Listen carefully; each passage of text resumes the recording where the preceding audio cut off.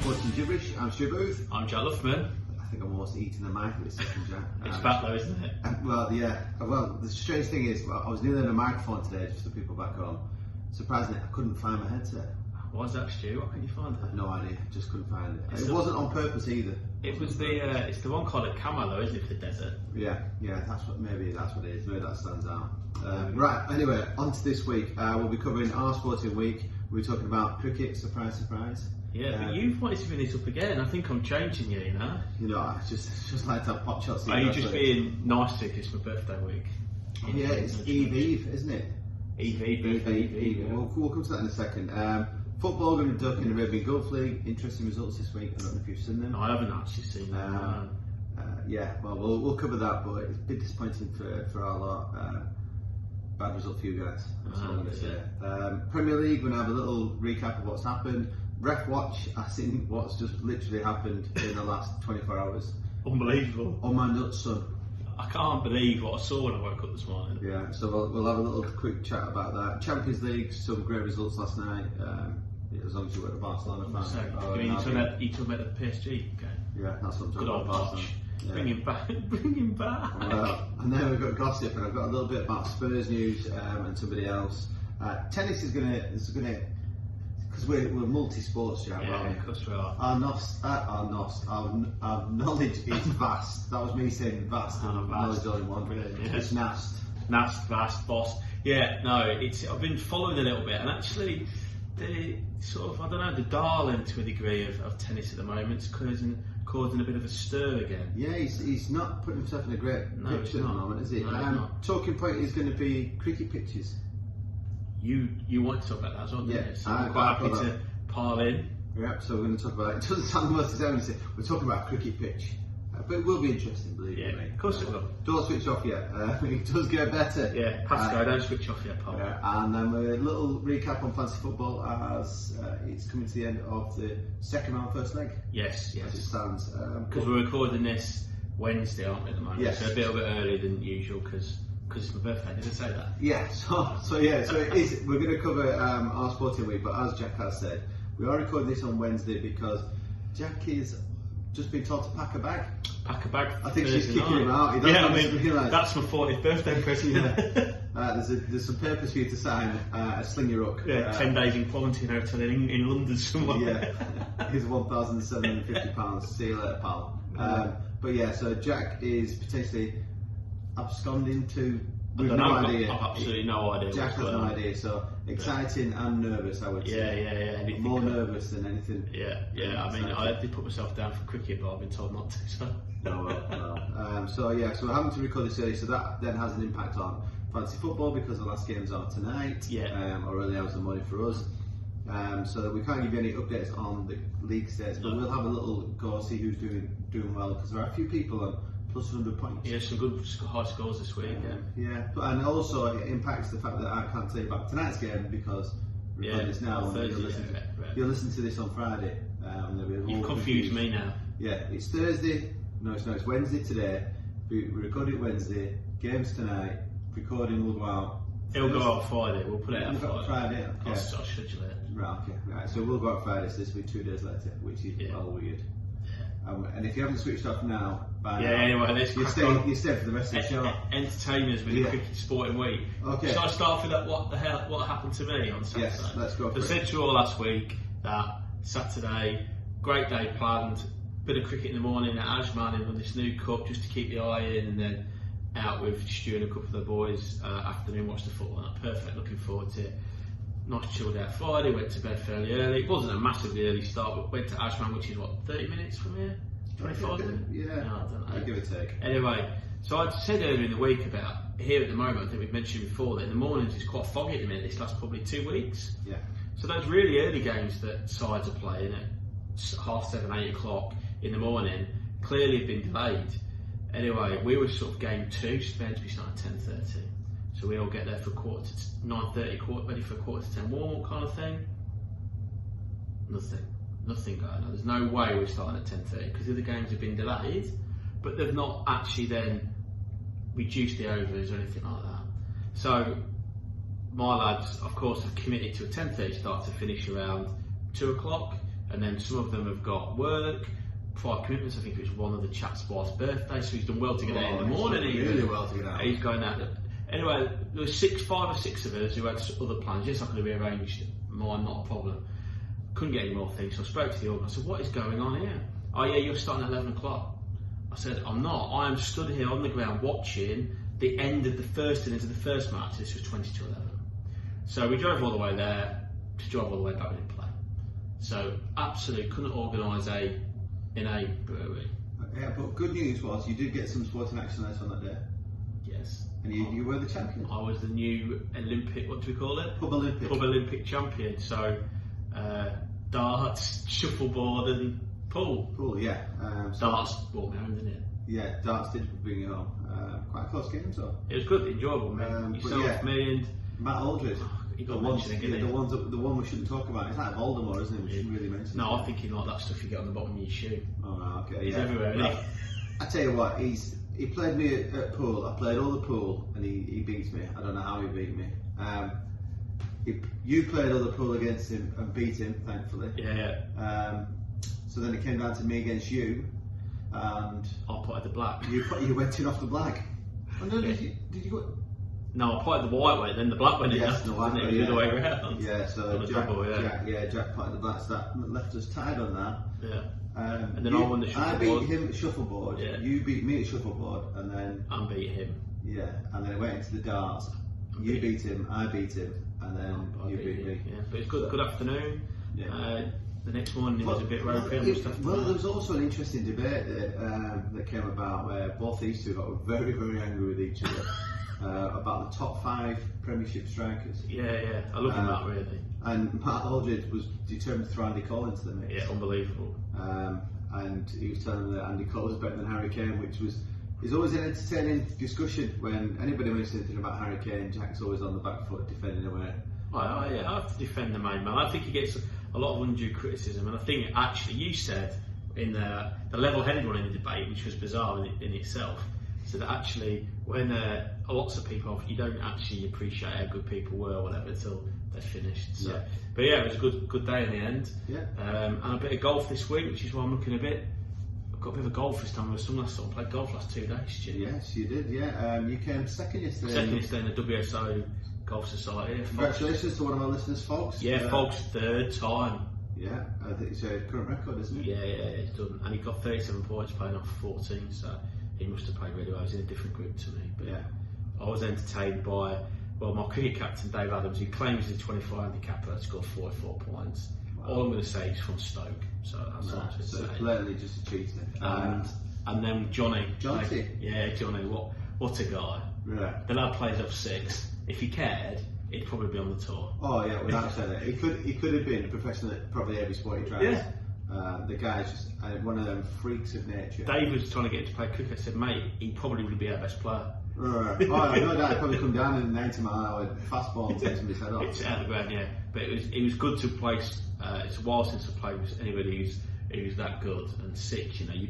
You're not far off being pro. To be fair, I'd say it in jest, but if he did actually care or concentrate or he would be really good. But he's so sociable, isn't he, Johnny? I think that's probably why he's so good. Is that he doesn't need to get bothered in the mind games. Just turns up, hits the ball, moves on to the next. Just brilliant. He's brilliant. And then just comes out with random comments. Yeah. But congratulations, good day. And then you went for a quick game this morning with the new father. Yeah. Lark's got his first par as a father on a hole 8 today. Well, congratulations, Larkin. I can't believe feelings like that. I know Mark Finley was feeling obviously very generous this morning, let him out to play this morning. But yeah, we went to Jibberish Resort, we were just talking about it. There was actually a footy team there.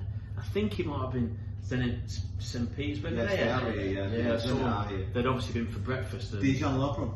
Yes, yeah. Well, I didn't see. They're just a group that it was clearly a footy team. If it wasn't them, it might have been another Russian team because there are a few out here.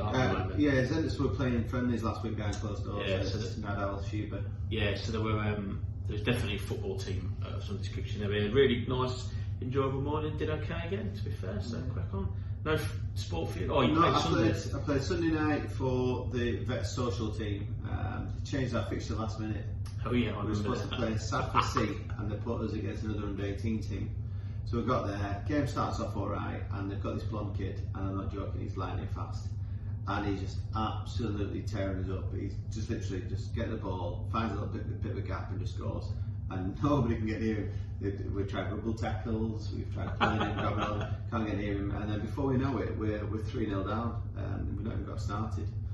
And then I think we were 5-0 down, and they moved me, my spell off, so we all have a rotation. Everybody has the same amount of time. So I rotated off, I played 2 stints up front, and rotated me on at centre back. I was like, oh, let's see how quick this young lad is. Oh my goodness, he's lightning fast. Thankfully his touch was like Adam Traore's, it just took him off the pitch. I was like, thank goodness it was that heavy because I was not going to catch him. And then out of nowhere, I've ended up setting up from centre back with 5-2 going into half time. We won the second half 1-0. Decent. So it finished 5-3, but I look back now and referees had an absolute stinker. There's a shock. He just one of them guys. I get referees and I get referees getting angry with people, but this was the type of guy that took it personal. Yeah. So he would then deliberately give the next decision against you, and you're just like, oh, come on, just grow up a little bit. And I ran into it was one of my students before you turned up. He was on my GCSE course, and he gets the ball, and I run towards him, he shift the ball, and then he miscontrolled it, and I think he's still getting there. And I ran into it in the middle of his chest, and obviously him being so slight and me being not so slight. Bolts, let's say bolts. Well, I ran into him and I hit him, and then he's kind of like stumbled backwards, and I've gone fair enough, free kick. Referee's going, free kick for pulling him back. I went, just wait, it is a free kick, ref. I said, I get that. I said, but I didn't pull him back. Yes, you did pull him back. I'm like, ref, I ran into him, didn't pull him back, just ask him, you're a liar.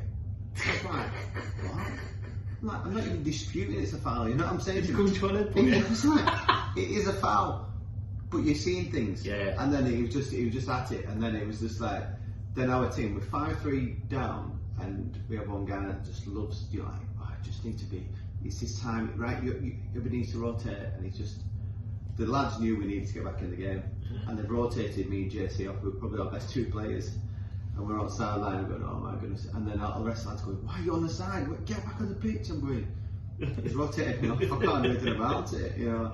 And then one of them goes, forget this, I'll come off, you come on, and just rotate it back on. Referee went full time whistle, like, you. Well, we should have had a penalty, he didn't give, and then one of our other lads has missed 2 sitters, so it was a good game, but this young kid with a bit of pace just absolutely struggling. You can't win them all, Stu, you can't win them all. No, but I just said to JC when we went off, I was like, you know what, it's another 40-50 minutes in the tank ready for, because our important game's tonight. Yeah. That's Wednesday night. This is, Wednesday night. But it's dead bizarre, we're playing against the next Rangers player tonight. Oh, who's that? Bagheera, Majid Bagheera. He's a centre back, Algerian. Played in the World Cup against Rooney. Played for Rangers. Played for Crewe. He's played for a host of professional teams, and then he finished his career off with Al Fajera. Oh, yeah. And I believe he's either their director of sport or some type of technical director there. But he plays for the team that we're playing against tonight. Right. So you're up front tonight. The funny thing is, I'll be playing up front. Is he's 2 years younger than me, so come on, we'll see. Come for watch now. You said that. I'm all up for it, mate. You know, I love playing against ex-pros. Yeah. Because the funny thing is obviously when I played and used to play against ex-pros, the difference was the pace of the game, the speed, the thought, and something like that. It's much more of a level now. Yeah, no. And like I'm saying is, I'm playing in the team with a couple of ex-pros in there, and not trying to blow my own trumpet. Is that I don't think you can see any difference between them against me, with me or against me or whatever it is. So I just definitely think that it'll be an interesting game tonight. So the aim is to get a couple of goals and a mix. Yes, that'll be class. And call it if you do it. You've got to call it if you do it. Wait, if I call it, I'll be hobbling next week because you're playing against the next pro centre. It might be worth it though. Play for Rangers. He's going to nail you next time around. Definitely. Good stuff. Very good. Very good. Towards that. Next one on the agenda is that. Can you read that? Yeah. Just cricket. Even though the contacts are not right. Yeah, Jack's blind as a bat at the moment, but yeah, I wrote cricket down there and I just put England. Yeah. You put sugar, honey, iced tea. Yeah, that's all right. So I'm not going to talk anything about the pitch because that's the big talking point that you want to talk about later on. But obviously you've got to take it. You've got to take your medicine sometimes, and I was all for and rightly so.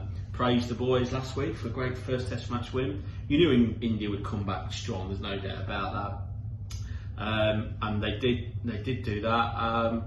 and in all honesty, completely and utterly outplayed England. England didn't get 150 in either innings, which, forget anything else, that is just not good enough. That is not good enough. I think it highlights the fact that one or two guys are struggling. Roy Burns at the top of the innings, young Dan Lawrence again fell for me. He started off quite well in the second innings and had a bit of a rush of blood. I don't think Stokes has quite hit his straps yet. Pope's still come back in, so I think it shows that, I'm not saying last week covered the cracks because, Stokes did get 80 odd, but Root got 200. Yeah. And that makes a huge difference. And I don't mean to, they made the change. They brought Morinelli in, which I thought they would, for young Best, which was the right decision. But again, just like Morin has actually done all the way through his successful Test career, he does league runs still, and it was a bit rusty in that first innings. And in that first innings, we just didn't bowl well enough. And I think I was saying to you last night, she was over the chat, that the difference is between their spinners and our spinners is not the best balls. Ashwin's best ball, is it that much better than Morinelli's or Jack Leach's? No, I don't think it is. But it's in between those balls that actually, they're building pressure. So the England batsmen know, I'm just very quickly, on a pitch like that, there's a ball with your name on it. It might spit it, it might turn really big. But so therefore they've got to go out when there's good ball after good ball after good ball. You feel the pressure. So you're playing a shot against the ball you probably wouldn't do. Whereas the Indian batsman against England players, Morinelli might get one. He got Cole in the first inning with the ripper, but he didn't put anybody else off because they know that actually he might bowl one or two good balls like that. They can keep them out. They also know there's going to be some rubbish come down, and that ultimately, Jack Leach seems to be improving, and again did okay. But that's the difference for me, is that they outplayed us in all facets, and our spinners just aren't good enough. Yeah, well, I think what he's doing is basically you're getting this opportunity now to look at everybody. Yeah. Just imagine the England football team having this opportunity leading into European Championships, where you could try everybody in different positions, different orders. Obviously, compare football and cricket. Yeah. But being able to see everybody, the combinations that work well, because that's what you're talking about. Combination bowlers as well. Yeah, absolutely. Yeah. I have been listening over the 42 weeks we've been doing this. So the difference has been the spinners for both teams. Yeah. And definitely the batters. Yeah, without question. Because at the end of the day, and we're going to touch this later, is you've still got to go out there and perform. Of course you have. And back to what we talked, that they are rotating, and there's an argument there for. I know that some people on Twitter, Kevin Peterson, for example, is adamant they should be playing the best team. He's not ignoring the fact of bubble life and all that kind of stuff, but we should have been perhaps not taking our best team to Sri Lanka and gone there, to India, and that is all absolutely irrelevant. I think the issue with it all, and I said to you again this last night, that sits a little bit uneasy with me still, is that, so let's take Butler as an example, and it's not him personally, it's how England are managing him. So he played in Sri Lanka, he also played all summer, he played in Sri Lanka, he played the first test match last week, he's now gone home for his rest period, which is fine. He's coming back for the white ball, T20 and ODI stuff in India, and then he's going to stay on for the IPL. Now that's where that sits uneasy with me. Now I understand that actually, getting him some more experience, and all of them in the IPL in India, where the World IPL is going to be later in the year, with all those big fanatical crowds, that's so beneficial. And I get they want to rest him for England later in the summer and later in this year, but should that be at the expense of Test match cricket? So basically, they're kind of prioritising the IPL over the end of this Test match cricket. Sits a bit uneasy with me. Test match, it's just a friendly anyway. So, of course it is. So there you go, that's just some points. What I will say is though, I did tell you out there that having Ben Folkes in the side doesn't weaken you. No. He's absolutely world class behind us. Okay, well, we're going to come back to cricket in a short while, so we'll move on to Arabian Gulf League. As I mentioned, there was a few surprise results. Yeah. Not so much the Shabab Ali against Al Wada, because that draw. Yeah, but Al Wada are doing all right in the league, so it wasn't a surprise that finished 2-2. A good thing is though, if you guys ever check this out and you go onto UAEProleague.ae, they've actually now attached the highlights to the fixtures. So you can actually click on now and go directly to the highlights. Benias seemed to be up and down a little bit, but picked up a 2-1 win against Kofrakan. Hatta, great result, beating Ajman 3-0. There's the result. Sharjah 1, Al Ain 2. And you think Al Ain lost heavily to Shabab Al-Ahly last week, so that's a big result. Oh, Al Jazeera have now just ramped up the pressure no end on Sharjah, and they went and beat Calder 6-0, and Fujairah won 4-2 against Al Dhafra. Yeah. And then look at this little result right at the bottom there. Yeah, Pedro. Al Nassr 0, Al Wasl 1. I did actually see that, mate. You said it reminded me. So yeah, that is result. So as it goes for the league now, Sharjah and Al Jazeera are currently joint top with 36 points each. Benias 4 points behind, and then it's a cluster of. I tell you, I don't think anybody's out of that though. Probably down to Al Wasl maybe. I think that I can't see Al Wasl Shabab. I think you're cutting off at Benias. I think it's going to be a top three. Yeah, top three for me. Sharjah, Al Jazeera, Benias, but Benias just a strange team, and Benias actually play Al Jazeera next, so that'll be an interesting fixture. Sharjah have got Al Dhafra, who are currently 10th. Al Jazeera play Benias, so it's second versus third. Al Ain will play Al Fujairah. Then we've got Al Nassr playing one of the bottom clubs, Ajman. Shabab will play Hatta, so you'd expect them to pick up points. And Al Wasl play Calder, and Al Wada will play Kofrakan. So there's your next set of fixtures, which start on Thursday.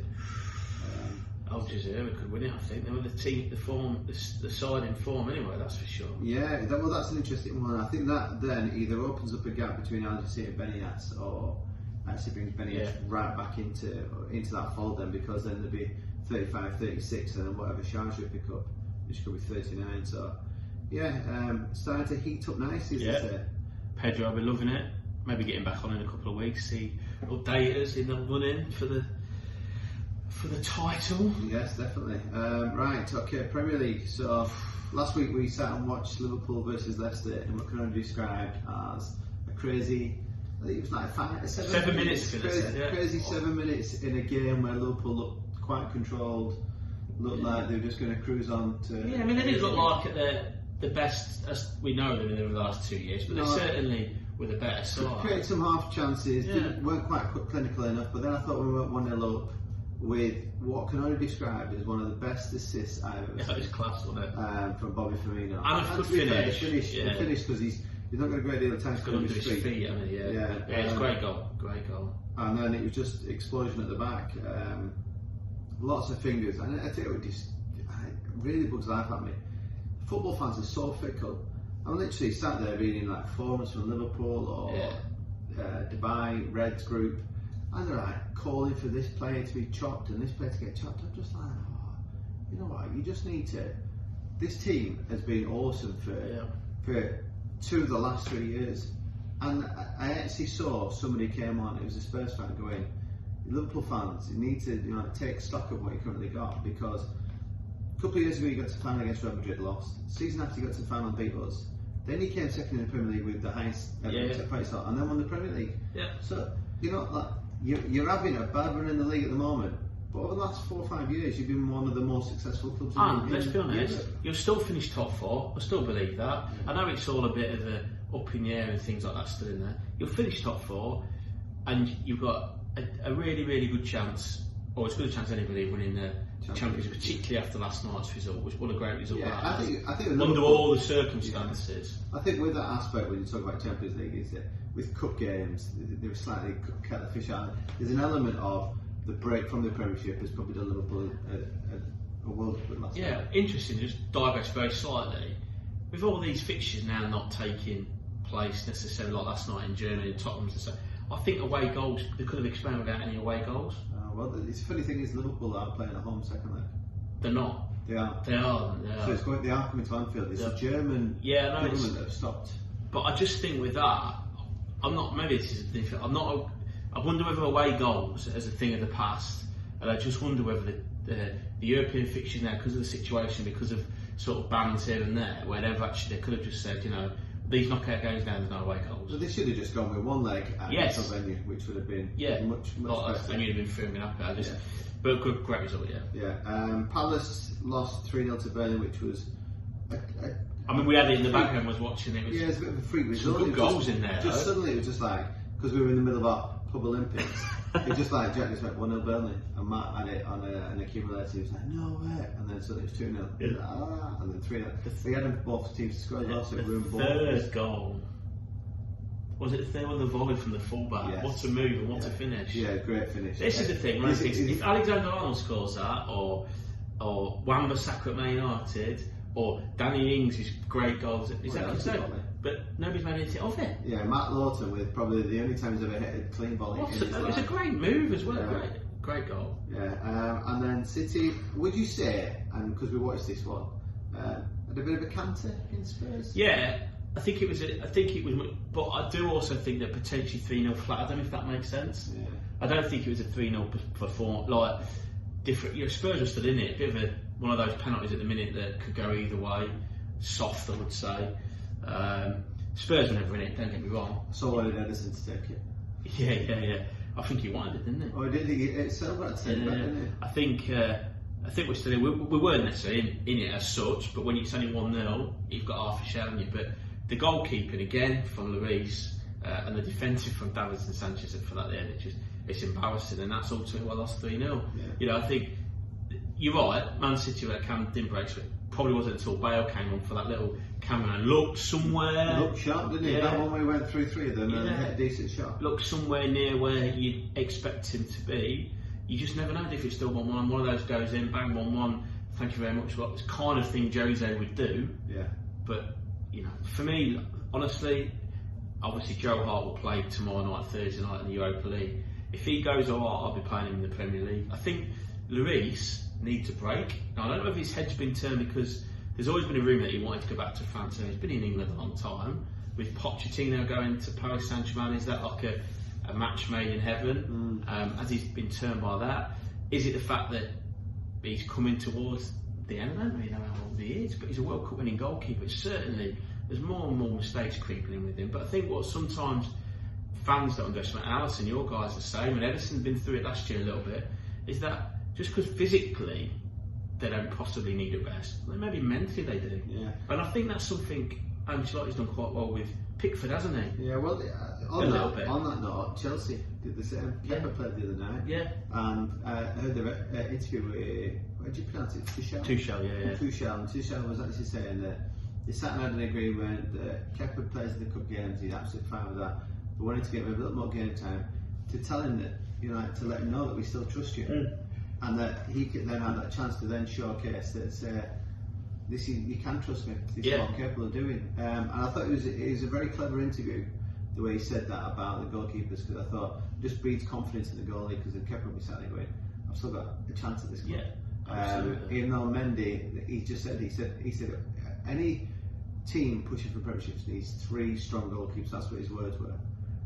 So it was interesting that he's obviously rotating the goalies. Yeah. I think Kepa will come out for this weekend's game and go back to Mendy, but then I won't be surprised if there's a little bit of rotation. Yeah, and I don't think that is. The only thing you would say is, and you've played at a better level with me and at the back, the only thing you would say traditionally is, the communication between the back 4. But then you'd argue that both sides are rotating the back 4 as well nowadays, or the back 3. So you definitely, as a defender, you have a good understanding with your goalkeeper what he does. Yeah. So we used to have a really good goalkeeper who was ex-Bolton, Gareth, was Copper actually, and probably one of the best shot stoppers I've seen.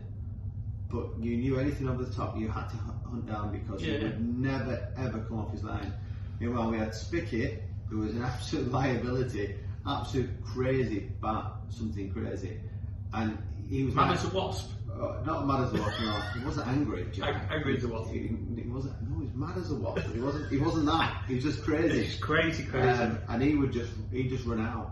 And the amount of times I've seen him Pollack centre forward, and I've seen him twice with lads laid on the floor, can't breathe because he just come out and just took the lot. But you know that. As soon as that ball goes over the top, you're like, I need to get my head down and run, or I don't need to because he'll be somewhere around. Yeah. I can hear his breathing. He's coming.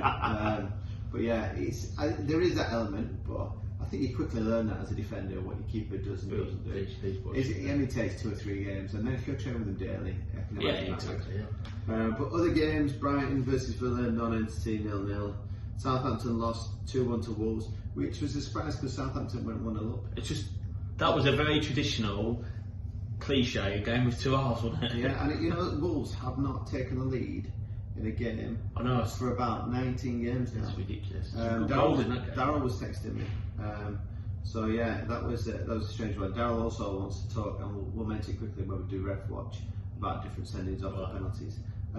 West Brom 1, Man United 1. I believe United crying out for VAR at the end. I went to play football when this happened. That the incident. Maguire whinging about it, and then I've seen a few United fans. Well, first of all, Maguire comes out, we're never getting anything. Well, be quiet. Yeah. Be quiet, Maguire. The one they're whinging about, which is the foul on him, is completely and utterly irrelevant, whether you think it's a foul or not. I'm not going to waste my breath, even now, as to whether it's a foul or not, because he was offside. And the protocol got it all wrong. They should have gone to the offside, and as soon as he was offside, and it wasn't like a Liverpool game, and Iron, or the ones that we've all whinged about, his foot was offside. Yeah. Clear enough. And they reckon that Wenger was saying apparently on beIN, that obviously we didn't hear anything, saying that actually would be onside next year, according to the rule, if they're going to change it. But at the minute, it's clearly, and it is a clear offside. He stood up, his left foot is still offside, so it's irrelevant, Harry Maguire. Irrelevant. So on that, United fans went back in the cave for the rest of that day. Arsenal with a great result. Aubameyang back on the score sheet. Hat-trick, I believe he's the third striker to score a hat-trick on St Valentine's Day. Really? Yes. I do know there's two others. Michael and one of them, and I can't think of the other one is. But yeah, the three strikers score a hat-trick on Valentine's Day. And then another surprise result. Ridiculous result that Fulham beating Everton. Great result for Fulham. And there's whispers now, Newcastle just watch out, because as I heard, yeah, Madge's on it. Isn't it funny?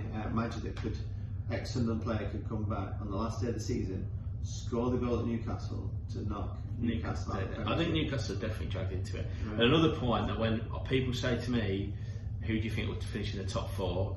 And Liverpool, Man City are obviously going to win it, and I think it's absolutely wide open still. I honestly do, because it's tough. Forget whether whoever's in 7th and 8th or whatever. I think it's wide open. Chelsea obviously the form team at the moment. Liverpool and Spurs are the ones that are spluttering, if you like. But when Everton are above both of us and have a result like that, it just shows it's absolutely wide open. Leicester could have quite easily lost against you boys and end up winning.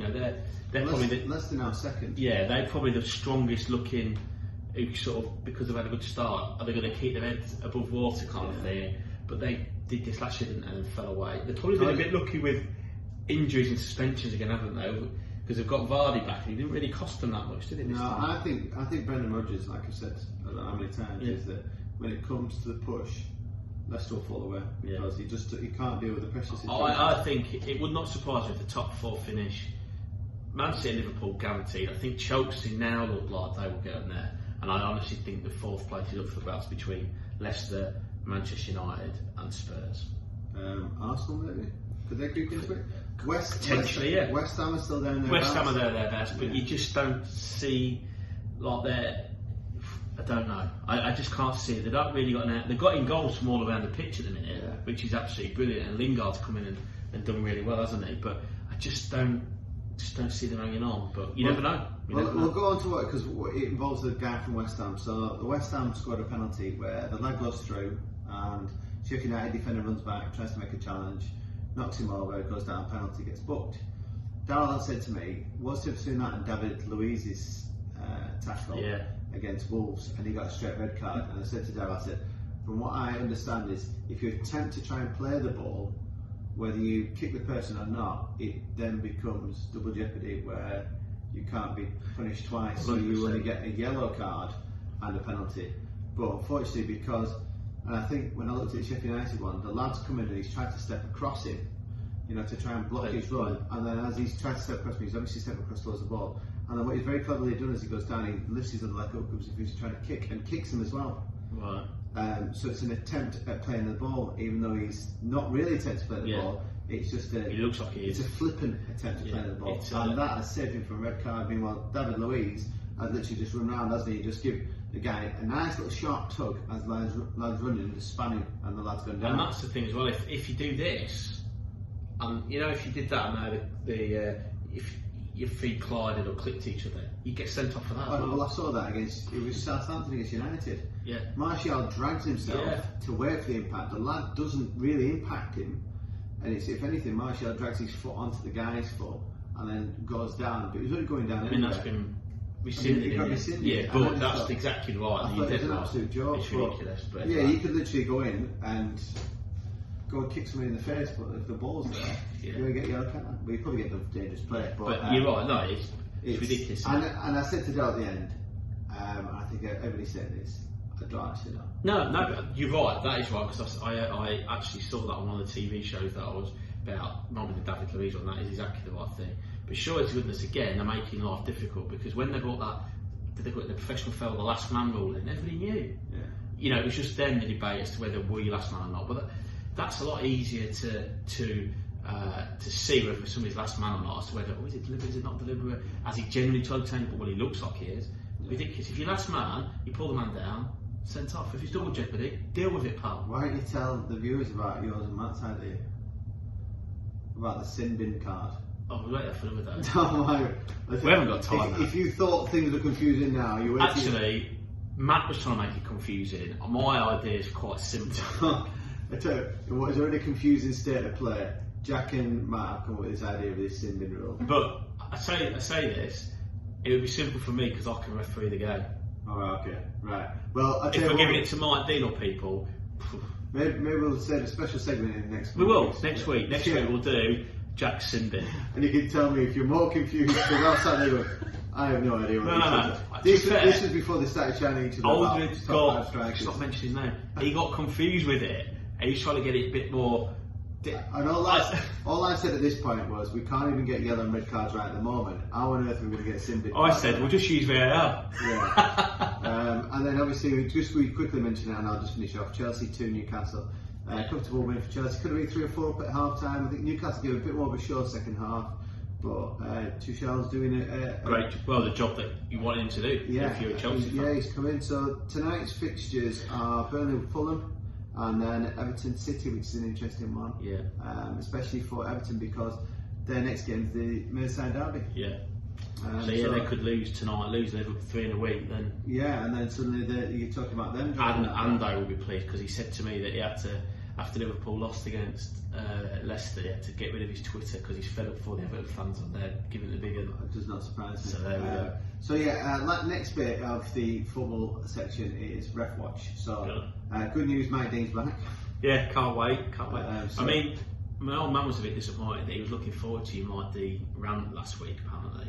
Was he? Yeah, but I said we sort of left him alone because. Alright, so he was waiting for me to go full tilt. Yeah. So there'll be something to talk about next week, won't there? Oh, no doubt. Whichever game he takes, please do not get the Merseyside derby. Oh my god, there'll be flashing cards everywhere. Oh, I mean, there'll be more cards there. That's how I read it. Do you imagine that? If you got a Tranmere fan refereeing that game, that'd be ridiculous. Good luck getting out of the ground alive. Even if there is no fans, the players will get you. Yeah. Mike Dean's back. But then the most interesting one was Ipswich Town game last night. Darren Drysdale goes down, says something, and I watched it. So he goes down, and I generally think that he's got a shout for a penalty. I know you've not seen the clip before. So he goes through, and the lad comes across, and he clips him. So the judge is led there, and this is 90. It's like It's right at the end of the game, so he's jumped up, and he's obviously. As he's going back towards me, he shouted something at the referee. The referee's paid attention to it. What is it, Drysdale? Darren Drysdale, bald-headed guy. Looks quite mean-looking fella. Yeah, he does. He looks. But then you can see Judge just go like this. If you watch it slowly, Judge goes like this, like he's going to pint him, and the referee just steps in really quickly, head into him. I was like, oh. You see the centre off? I've seen the centre off. I'll push him off. Yeah, literally just grabbing the referee to pull him away. Well, I noticed that neither club or Ipswich in particular have not made an official complaint. They've just said we'll leave it to the authorities. So whether they're trying to be, I wanted to see what they do, or whether the man said something and said they've gone right, they actually deserve this, but they're going to have to say something because I don't know, the referee can't do that, can he? No, but it's funny that because I played in games where we played this one game and the referee turned around and told me to F off. I was like, you can't say that, referee. Went, why not? He just told me to. I was like, yeah, but you're the referee. He's like, well, what difference does it make? And then he's also in the same game he shined it. Somebody's lost the ball and tries to play a free kick. And he's like, don't blame me for your crap touch.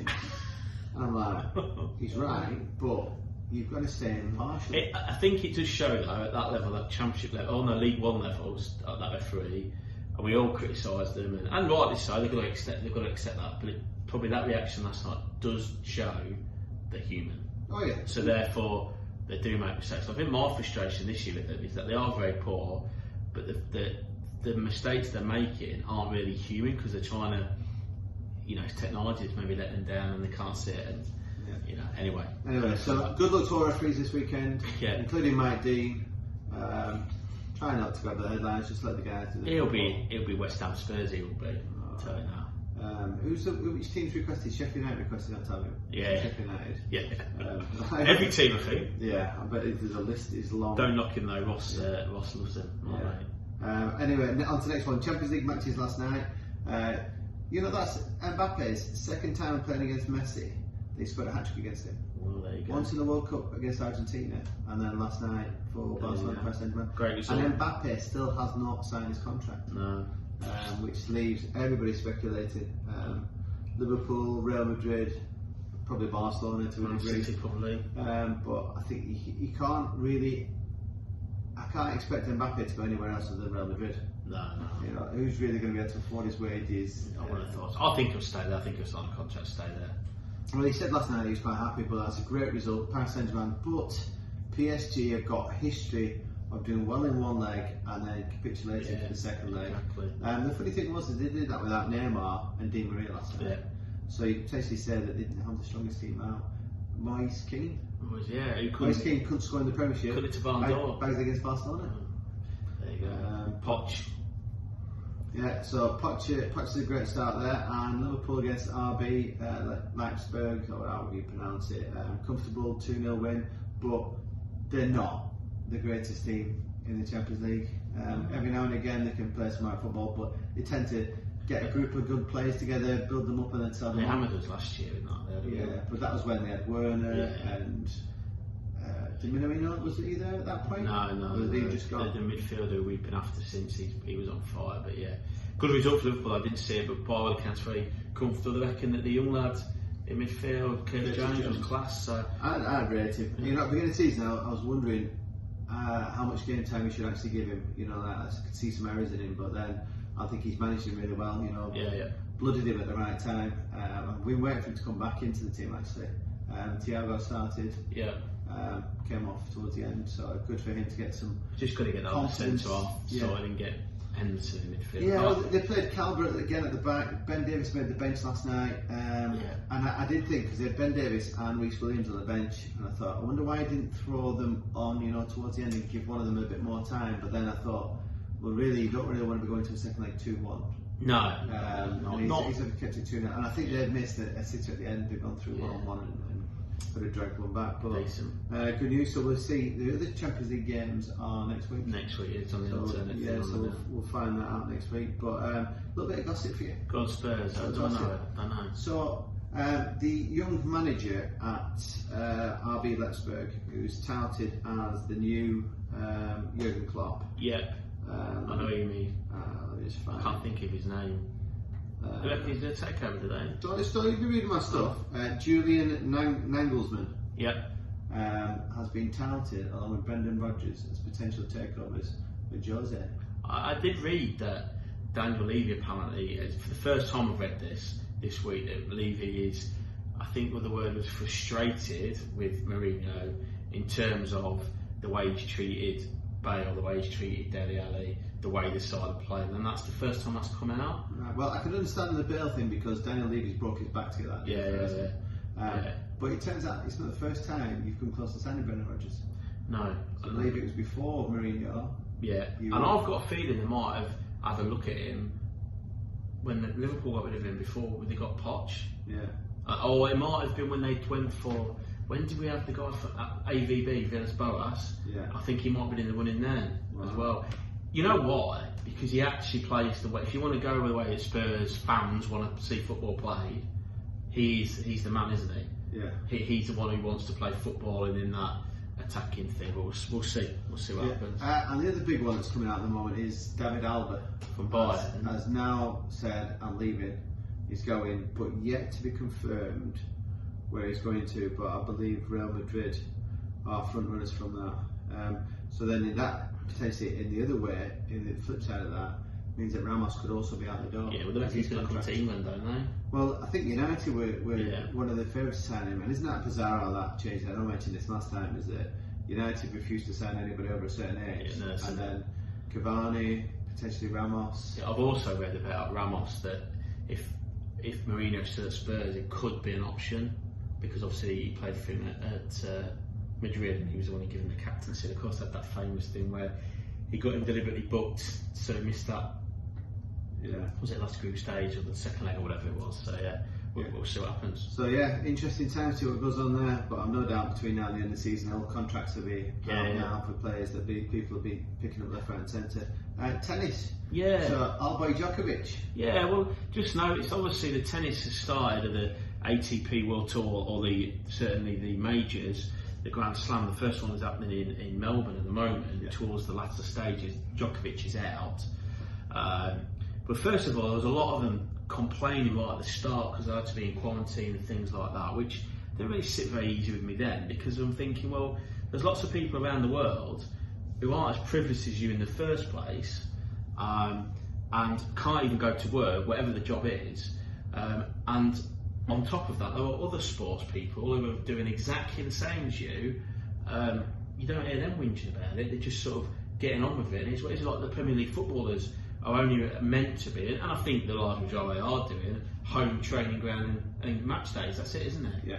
So that was at the beginning, and I think both female and male players, and I think even Heather Watson had a bit of a win as the British number one or number two. But Djokovic lost, I think, certainly in the last 24, 48 hours, pointed to left the court in tears with an abdominal injury, I think, and got knocked out. But again, it's called for the fact that, and it's basically said now, if we have to stay in quarantine, then the big players won't play all the major tournaments. So I'm just like, what? I think he's trying to cast it across all players, not just the big ones. We'll all not play.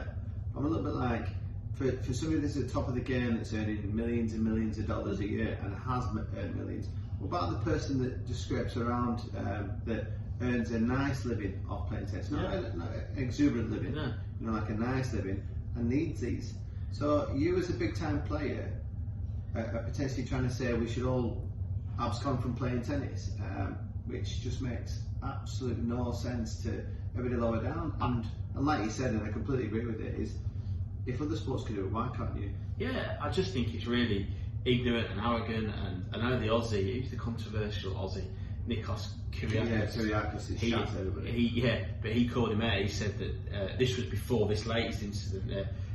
When I was saying that Djokovic was talking about things previously, kind of called him out for being a bit of an idiot about it. And look, it must be frustrating. We've seen it with the England cricket team. We've talked about it resting, and other sports have said it is frustrating.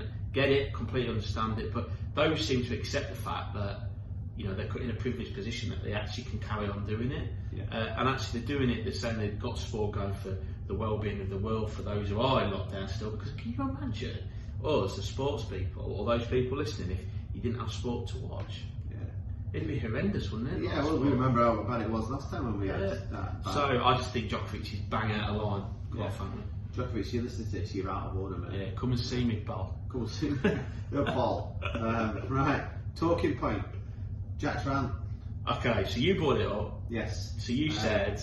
cricket pitches. Okay, so the cricket pitch has been described as a beach. Yeah. Okay, because as you described it to me, is that the pitch condition that they're batting off the wicket is so bad that even when the ball hits it, it's creating rubbers and taking chunks of the pitch out, which it shouldn't do. So then I started thinking, well, this is international test cricket, which is, I joke with you and say it's only friendlies, and you tell me it's the best format of cricket ever. Why on earth, if it's the best format of cricket ever, and it's supposed to be making a comeback, why are they not playing on the best pitches ever? So then you've got showcase games that are going to last 5 days, that are going to be entertaining and enthralling. Tell me that, Jack. Why are we playing on beaches? Now, I agree with you to a degree.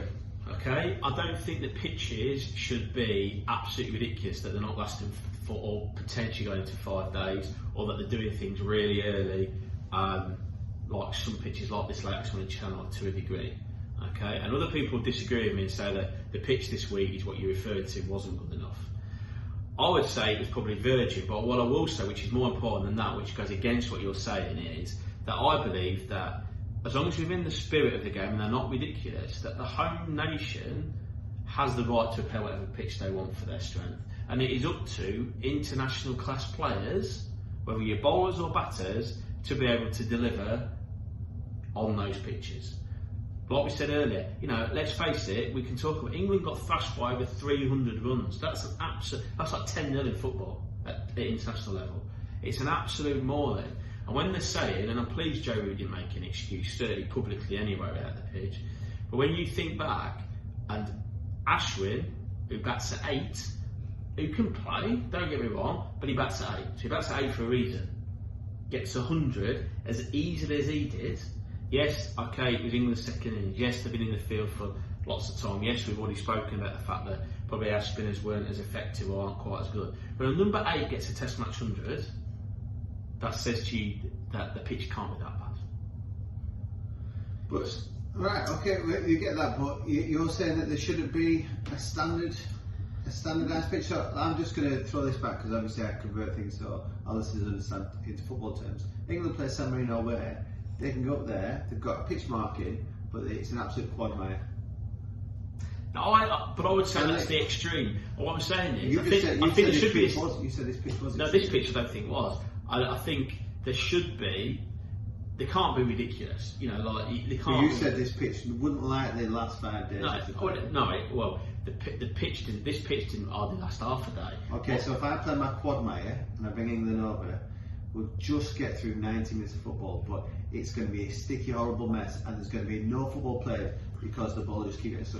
But would that not? Would you not say, and throw it back at you as the last comment before we move on? If that's the case, I take your point. Might be a bit ridiculous, but would you not then, if Gareth Southgate, we can't play football on this, boys. I know what I'm going for. I've got to pick a different squad. We're going Route 1 because we're going to be better in that half. You would go with a different game plan, but do you think FIFA would allow that? FIFA would never allow that. FIFA allow a lot of things. Yeah, I don't think FIFA allow that. Can you imagine that? That would be an absolute disgrace. International game played on a quagmire pitch that will just get through 90 minutes, which is what we're converting it back to. Yeah. And you think that they've just got to get on with it? I just think they have to go. And what you've got to remember is, in England in April, if there's Test matches in April, May, England groundsmen, I don't think they necessarily prepare a deliberate green one. But what they don't do is take it off, show it's an absolute belting road for when Virat Kohli comes.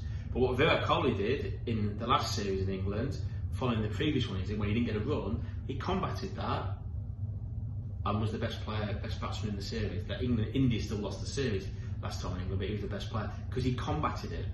Okay, so you just think that it's good to test and any pitch will go? To a degree. To a degree. Okay, right.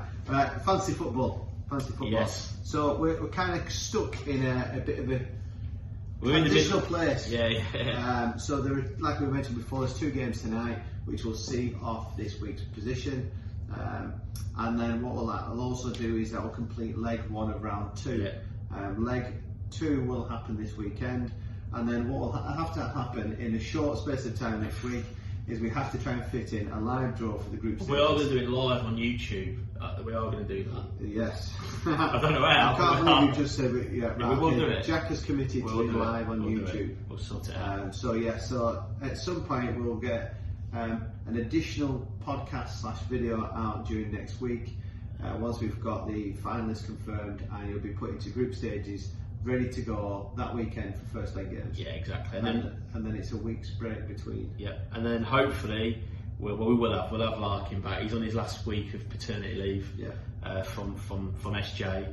So next week, after readiness for that Champions League draw, you can have some tips from Marco. But it seems to be going well. I'm 78 points so far, but I've got quite a few players tonight because I've got Gundogan, Stones. Gundogan's potential not in. Oh yeah, he did go on. He did get 38 points for the weekend, so I'll take that. Yeah, but yeah, I think for mine, me and was it Martin's? I'm beating Rinaldi at the minute, by 20 something points. No, me and this other guy, we're literally head for head. There's 1 or 2 points in it. So the North London derby, I think it's not quite over, but it nearly is now. Yeah. Well, yes, end of another show, Jackie boy. That's it. And this time next week, you won't be in the 30s anymore. All right, I was about to say it's the last one of my 30s. So I'm just going to wish Jack happy birthday, Jack. Cheers, thanks, Paul. Welcome to the 40s. Yeah, nearly. On that note, I'm going to go and find an apple juice to gel my sides. Yes. If you don't agree with my any of my opinions or your opinions, because what do we know, Stu? What do we know?